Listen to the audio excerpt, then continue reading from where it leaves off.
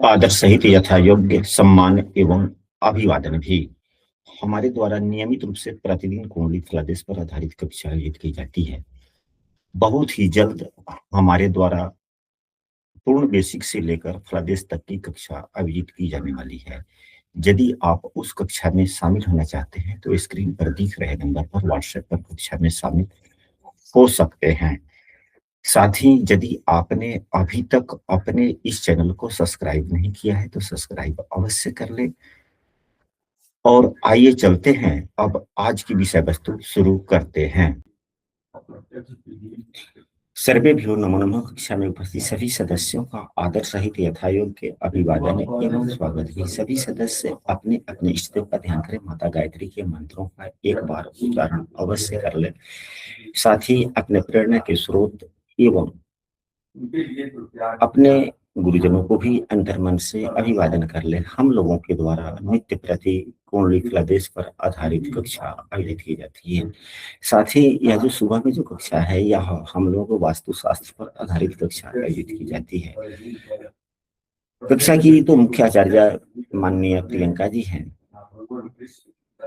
वह कक्षा संचालित करती हैं, बहुत अच्छे ढंग से कर भी रही हैं। हम उनको उपस्थित सभी सदस्यों की ओर से हम उन्हें धन्यवाद देते हैं उनका। हम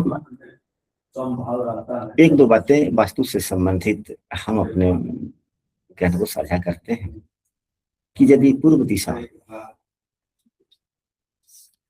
दिशा में क्या क्या दोष हो सकते हैं। सामान्यतः वो तो दोष कई होते हैं।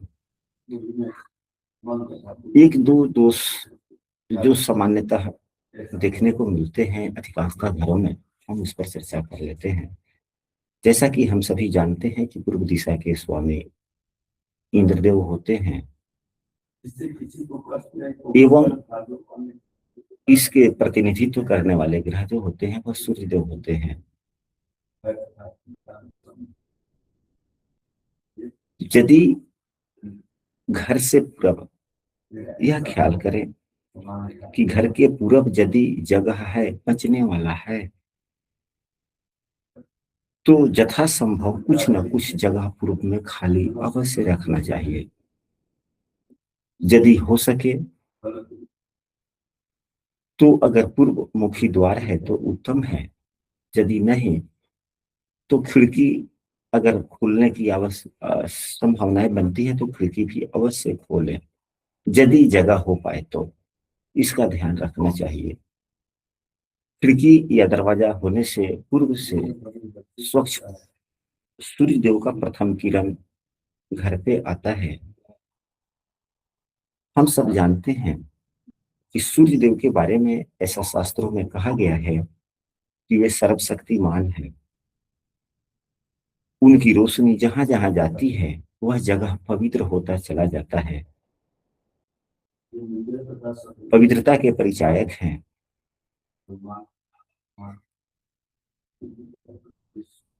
पूर्व दिशा हमारे घर का जितना स्वच्छ होता है, साफ सुथरा होता है, उतना ही हमारे घर के लिए अच्छा होता है।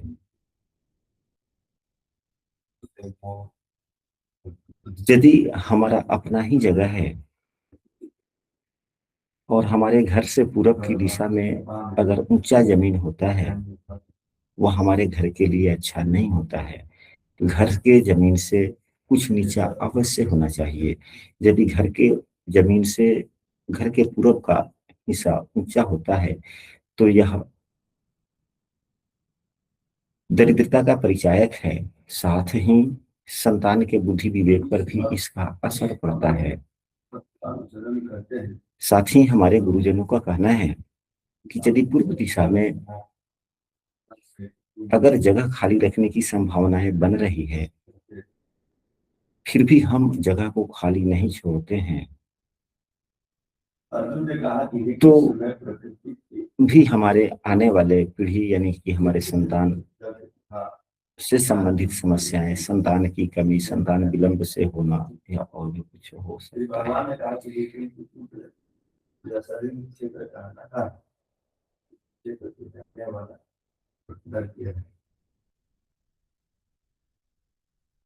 यह पूर्व दिशा में जो ऊंचा जमीन होता है, यह हमें मन की अशांति एवं अनावश्यक व्यय की तरफ लेकर जाता है।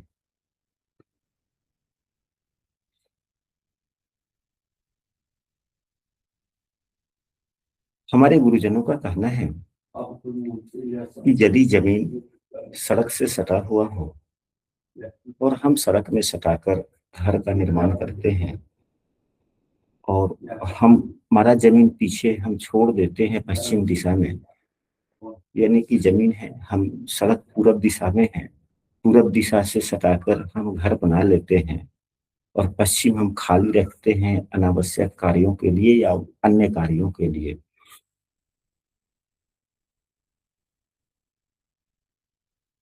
तो यह भी हमारे घर के लिए अच्छा नहीं होता।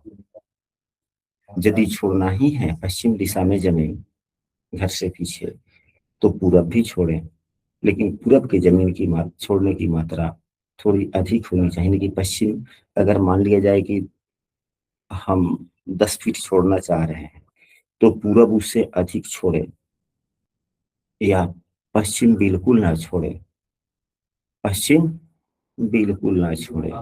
यदि पश्चिम जितनी चौड़ाई छोड़ते हैं या जितना जमीन छोड़ते हैं उससे अधिक पूरब की दिशा में होनी चाहिए। पूर्व की कक्षाओं में हमारे माननीय आचार्य के द्वारा कहा गया कि पूरब दिशा सूरज का प्रतिनिधित्व करता है। जैसा कि हमने भी कहा था, आज भी बोले हैं, इंद्रदेव जिसका देवता है, स्वामी है, प्रतिनिधि सूरज के पास में है प्रतिनिधित्व। ये तीनों साफ सुथरे जगह का प्रतिनिधित्व करते हैं, यश बढ़ाने वाले बिंदुओं का प्रतिनिधित्व करते हैं। तो जितना खुशनुमा माहौल, इंद्र या ऊर्जावान माहौल पूरब दिशा में होता है उतना ही अच्छा होता है। ऐसा चीज पूरब दिशा में नहीं होना चाहिए जो मन लगने वाला स्थिति न हो, यानी कि कूड़ा करकट इत्यादि न हो, पत्थर इत्यादि न हो, अनावश्यक रूप से न रखे जाएं, क्योंकि कूड़ा करकट राहु इत्यादि का प्रतिनिधित्व करता है, पत्थर शनि का प्रतिनिधित्व करता है। सूर्य एवं शनि में नैसर्गिक शत्रुता है, तो जहां सूर्य का स्थान है आप वहां शनि को लाकर बिठा दीजिएगा, तो फिर सूर्य क्या करेंगे? सूर्य स्वयं पीड़ित हो जाएंगे। सूर्य के पीड़ित होने से हमारी आत्म शक्ति कमजोर हो जाती है, आरोग्यता क्षीण होने लगती है, यानी सूर्य आरोग्यता के भी कारक हैं। सूर्य हमारे यश मान प्रतिष्ठा हमारे उन्नति के भी कारक हैं। सूर्य पिता का भी प्रतिनिधित्व करते हैं, तो हमारे पिता से मन न मिलना, मनमुटाव हो जाना आए दिन, या पिता का स्वास्थ्य भी खराब रहना इत्यादि कई चीजें हो सकती है।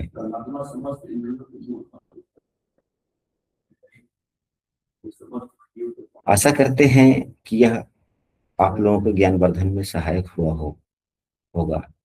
हो सकता है कि मेरी वाणी में कहीं त्रुटि भी हो गई हो, तो आप सभी ढेर सारे विद्वानगण हैं, हमारी बातों को में यदि सुधार की आवश्यकता है तो आप लोग कमेंट में या अपनी वाणी से सुधार भी कर सकते हैं।